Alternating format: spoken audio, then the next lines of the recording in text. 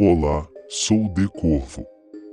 Sejam bem-vindos ao seu novo canal de horror.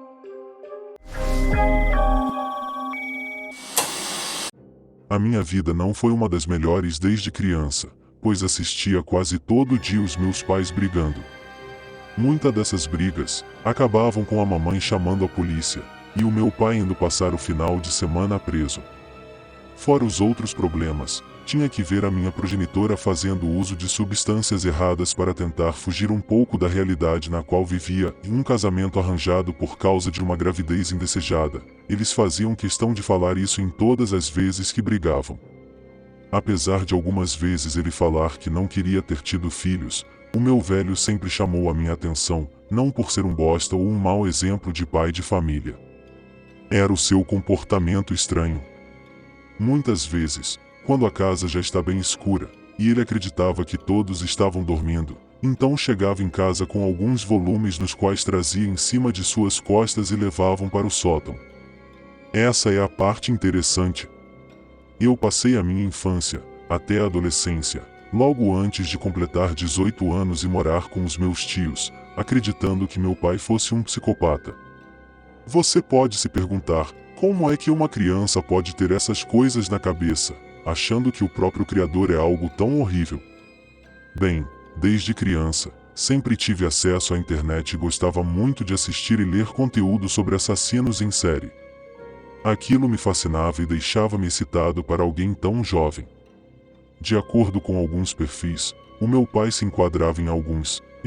Um sujeito com indícios de problemas mentais graves, sofreu abusos dos próprios pais, o cheiro de podridão que vinha do sótão, e isso sempre foi ignorado por minha mãe, e além do mais, escondendo o rosto com aquilo e levando quase todas as semanas, coisas para o sótão as quais deixavam um odor terrível em nossa casa. Outros fatos merecem mais atenção sobre o meu papai, estes que eram bem exóticos. Eu imagino que qualquer outra criança ficaria com medo se estivessem na minha pele naquela época. Por exemplo, o meu pai costumava colocar uma máscara de palhaço todas as noites nas quais aparecia com aquelas coisas dentro de casa. É isso que fechava a minha ideia de que ele era um assassino em série, criando um personagem, ou usando aquela face assustadora para não ser identificado. Algumas vezes, o meu pai, quando queria agredir a minha mãe, usava aquela máscara, deixando a minha progenitora ainda mais à beira da loucura. Citando mais uma vez, ele nunca me agrediu, nunca me tocou e nem fez nada comigo, contudo olhava para mim. Em seus olhos, talvez sentindo o mesmo que eu sentia, um vazio. O velho sempre notou que eu não tinha medo, apenas aceitava a situação na qual estava vivendo. Isso foi o que passei quando morava em minha velha casa. Estou quase terminando a faculdade de educação física, e os meus tios falaram-me que o meu pai morreu de causas desconhecidas. Acho que faz mais ou menos 2 anos que a mamãe faleceu.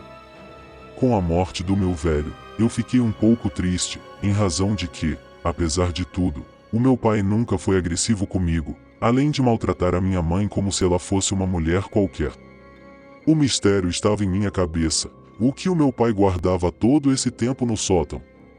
Lembro que alguns conhecidos e até os meus amigos de infância desapareceram quando ainda morava com os meus pais.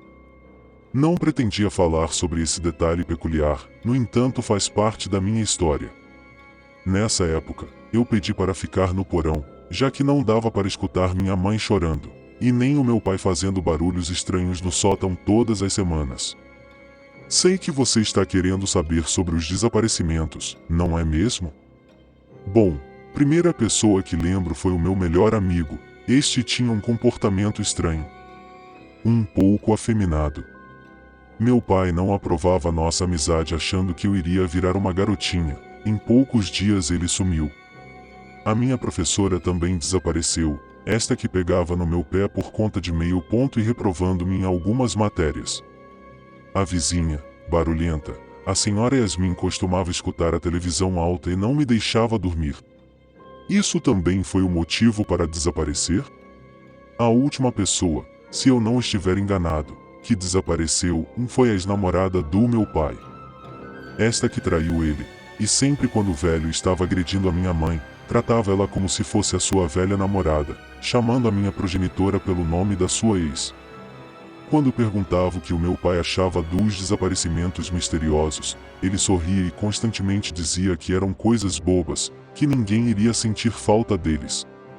Eu apenas concordava, com um sorriso no rosto e olhando para o meu velho pai, com a mesma aparência abatida olhando para mim.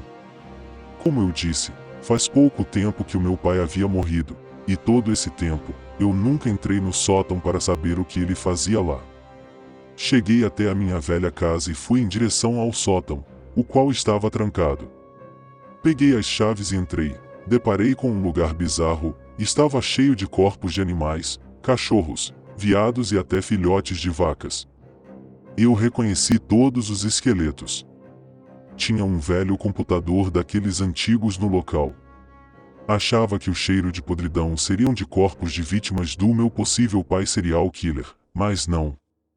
O computador não tinha segredo para abrir.